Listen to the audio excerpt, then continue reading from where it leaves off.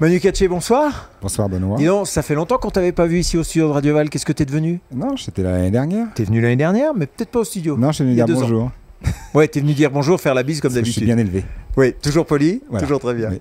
Manu, on est ravis de te revoir. Moi aussi. Malgré les conditions météo, t'as quand même pu skier parce que la semaine n'a pas été top quand même. 6 jours, je crois que j'ai eu 2 jours de mauvais temps, donc on va quand même pas se plaindre. Ça aurait pu être bien pire. On peut avoir 6 jours de mauvais temps, ce qui n'est pas le cas. Donc moi j'ai bien profité chaque jour. Aujourd'hui c'était un petit peu plus tendu.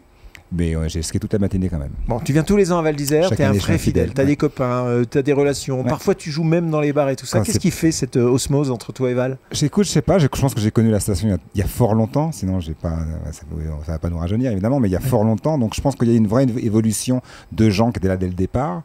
Et puis tu crées des amitiés. Évidemment, comme à l'époque, tu t'en souviens, Benoît, il y avait plein de clubs, enfin plein d'endroits où on pouvait faire de la musique. Donc tu crées des amitiés avec des moniteurs. Tu jouais, hein? Alors, je jouais tous les soirs. Mais tu jouais pas en tant qu'un lambda, t'étais Manu Katché qui venait jouer avec les copains et comme ça, du jour au lendemain. Et puis donc tu fidélises avec des guides, des monos. Le lendemain, tu vas voir un petit café au bar. Ah bah ouais, j'étais là hier soir. Et puis de fil en aiguille, finalement, tu te fais un vrai réseau de potes.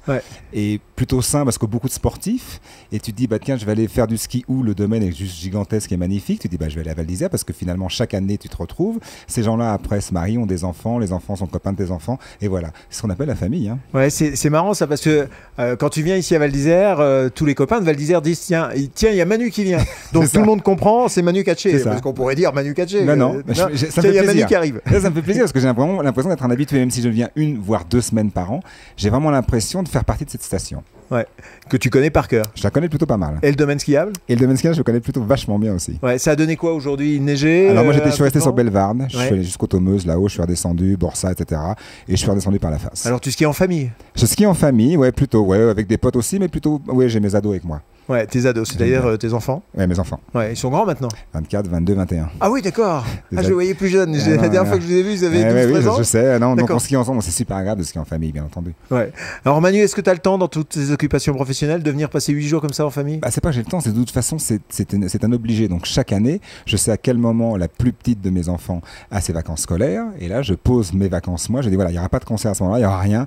Je prends la semaine avec elle ou tous les enfants à Val d'Isère. C'est quoi les vacances en famille? C'est pépère? Ah oui, c'est pépère, oui, c'est pépère. Ouais. C'est pépère, c'est-à-dire que déjà tu skis beaucoup, donc le soir tu es un petit peu fracassé parce que j'ai pas l'habitude toute l'année de skier, si tu veux, c'est quand même qu'une semaine voire 2 semaines par an. Et puis le soir tu dînes en famille, et puis tu sais que vers 23h tu es un petit peu mort, et puis comme tu te lèves à 8h le matin pour repartir, laisser la petite au cours et toi partir skier, finalement tu as envie de quand même te reposer. Tu as changé de régime par rapport à il y a 20 ans alors? Non, parce que oui, le seul régime que j'ai changé c'est pas du tout alcoolique.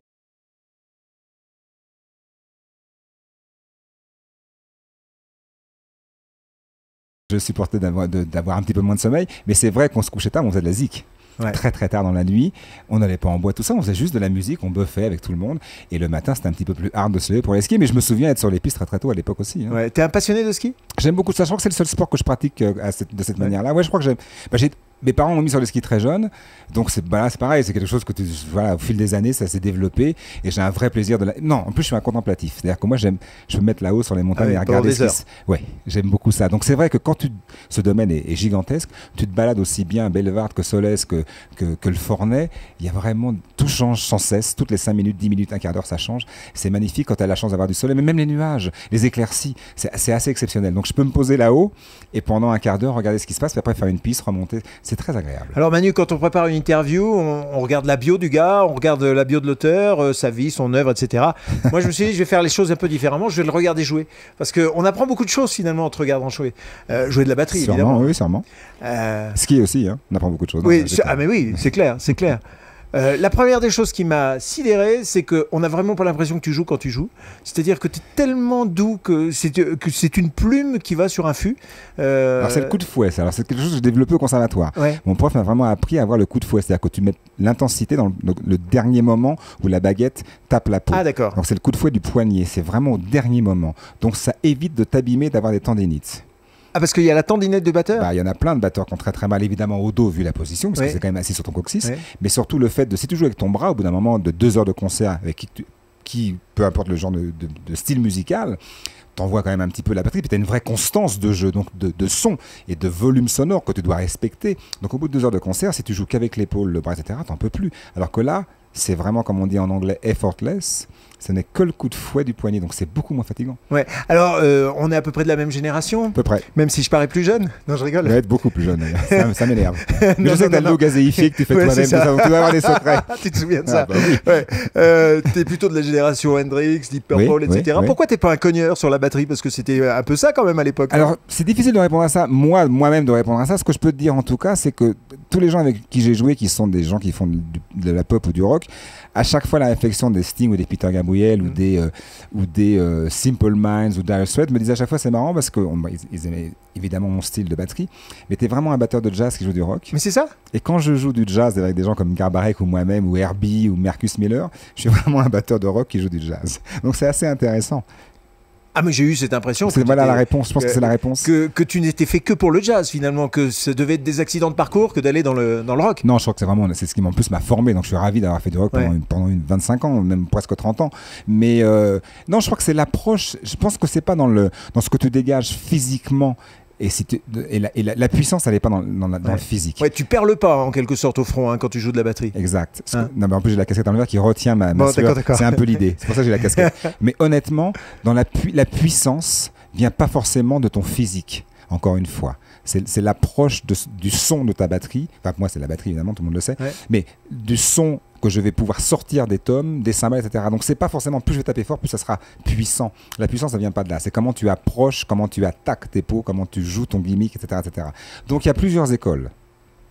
Il n'est pas nécessaire, pour essayer d'expliquer, il n'est pas nécessaire d'être un super gros balèze, d'avoir fait de la gonflette et pousser de la fonte. Pour jouer de la batterie, on peut être très très fin et jouer extrêmement puissamment. Ouais, mais je parlais de notre génération, elle était très Milassi ou Do Fa Sol, pour ceux qui connaissent un peu le rock. Ouais. Toi, t'es pas du tout plongé dans ce trip-là, quoi. C'est vraiment autre chose. Hein. Mais tu te souviens des gens comme Ginger Baker, ils tapaient pas comme des sourdingues. Mais c'était moins notre ouais.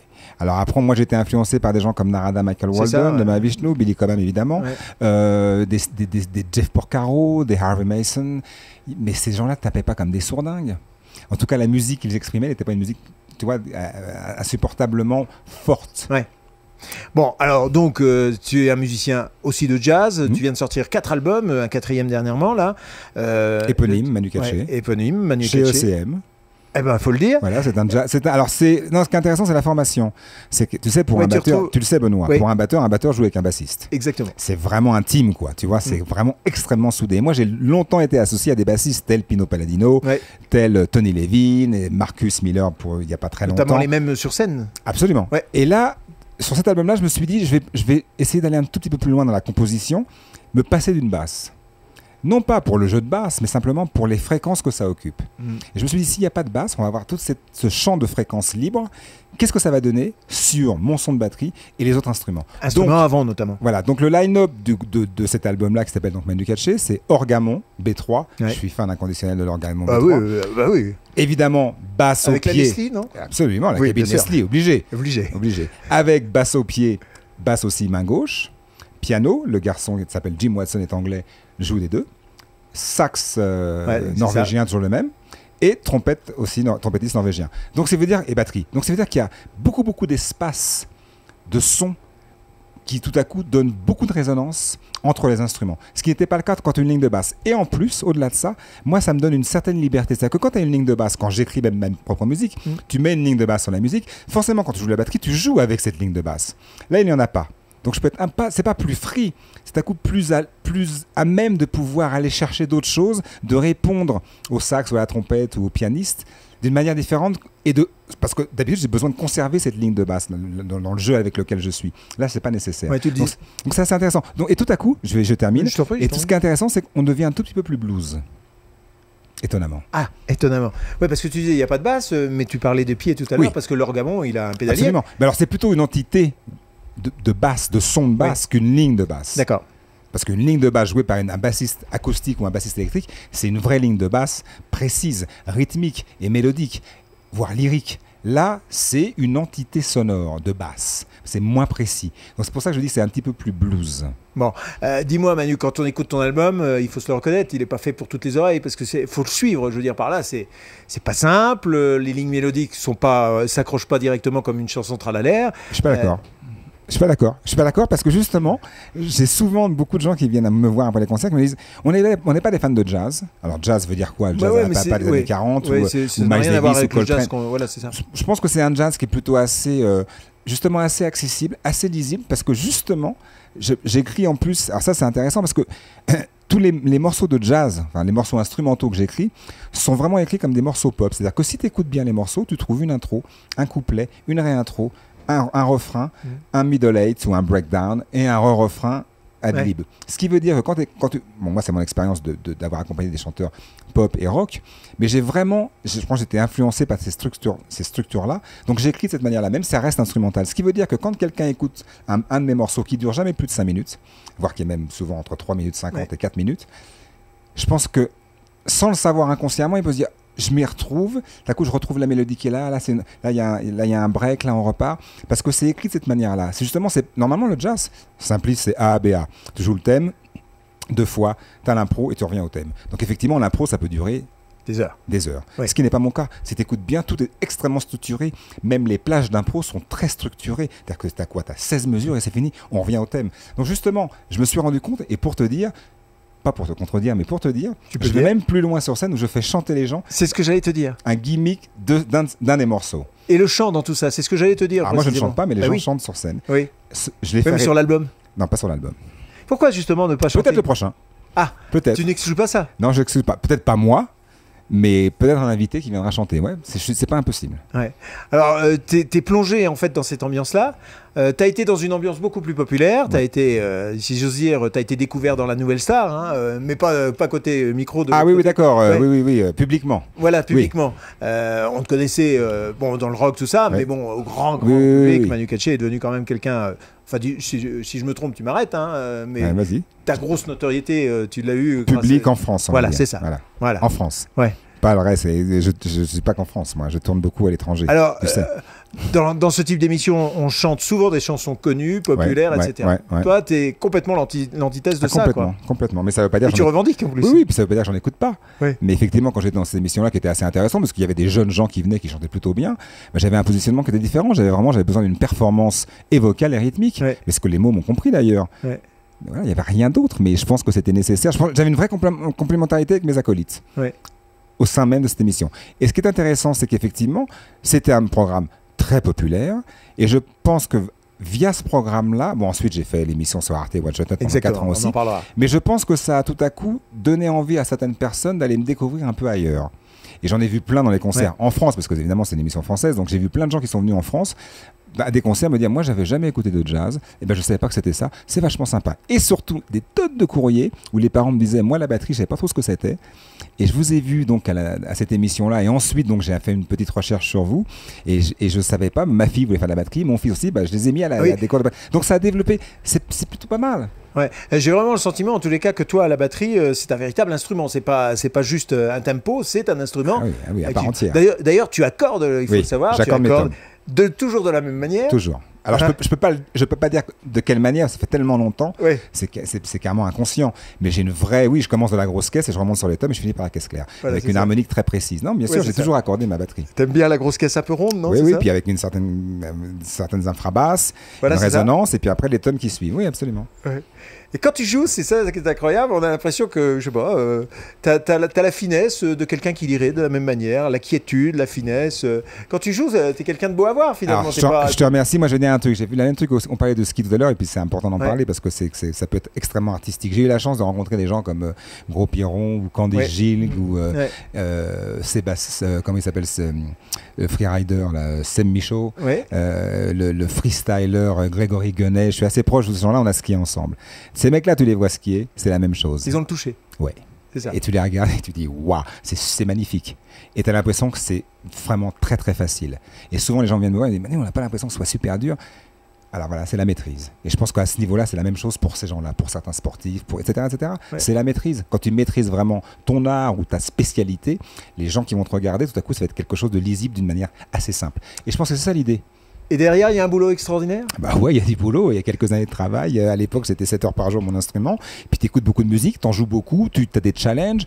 Et évidemment, aujourd'hui, de faire des disques de jazz, c'est pas si simple que ça, parce que les disques de jazz, tous ne marchent pas. Ouais. Donc c'est quand même le 4e, ça fonctionne. Je fais une tournée de 150 dates dans le monde. Tu te doutes bien qu'il y a un vrai boulot d'écriture, il y a un vrai boulot de recherche de musiciens, d'univers.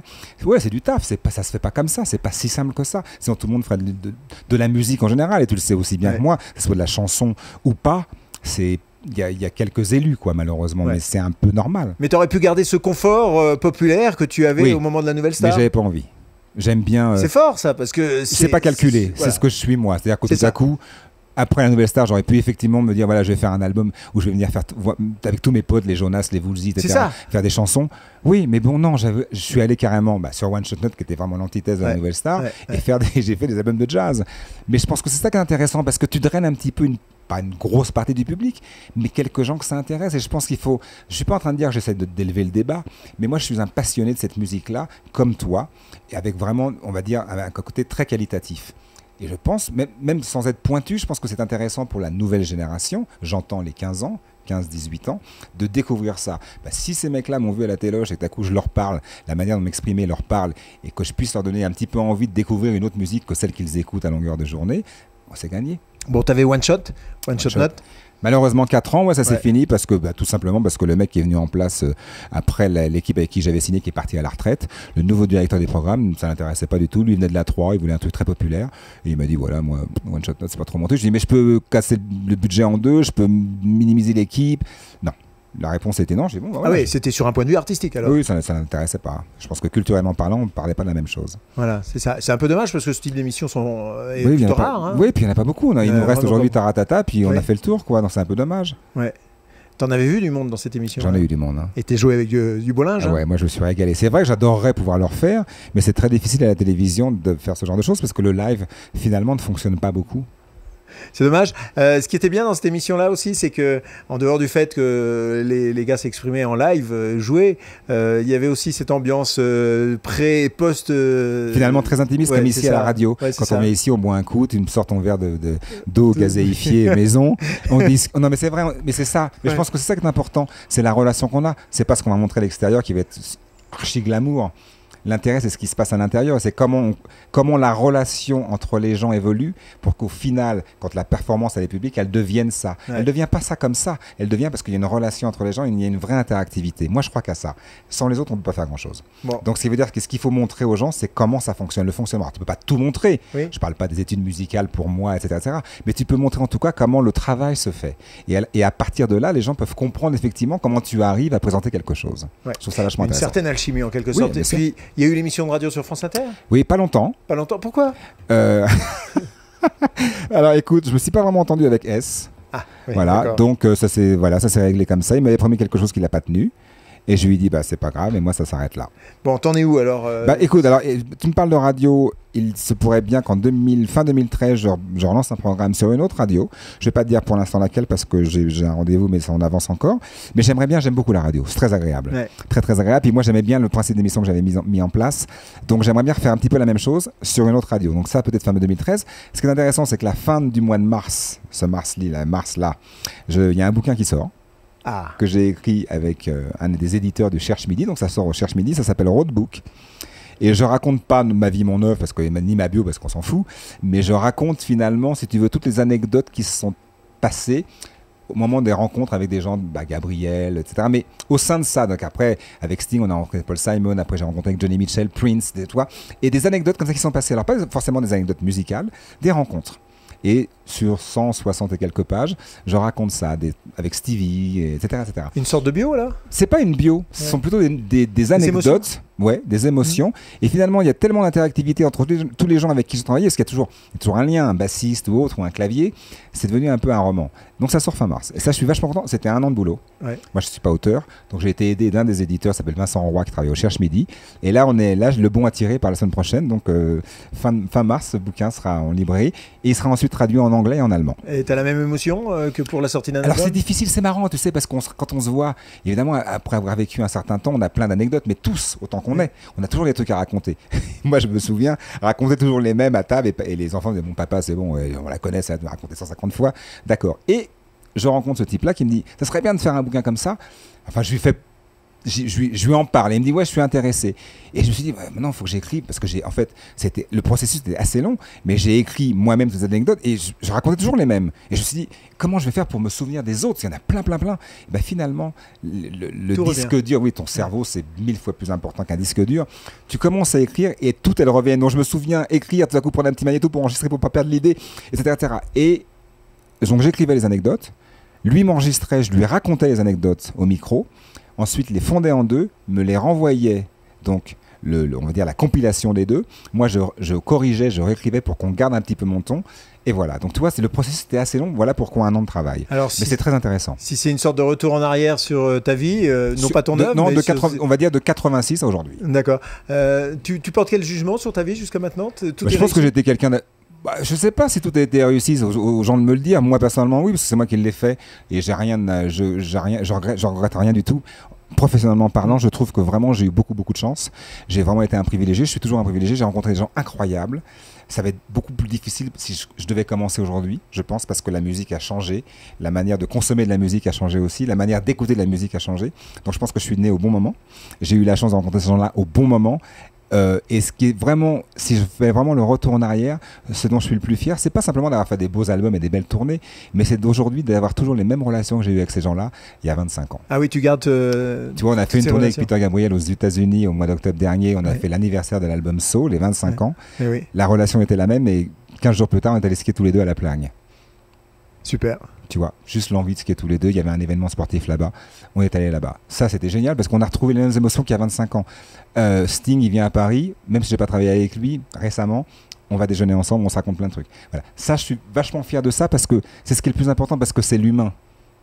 De bien jouer, il y a des mecs qui jouent super bien partout et qui joueront toujours super bien et puis qui jouent bien mieux que moi. Au-delà de ça, depuis que j'ai commencé à faire ce métier, la relation avec les gens là est toujours la même. J'ai une vraie relation humaine, comme je l'ai avec toi 20 ans plus tard en Val d'Isère. C'est ça qui est important dans la vie finalement.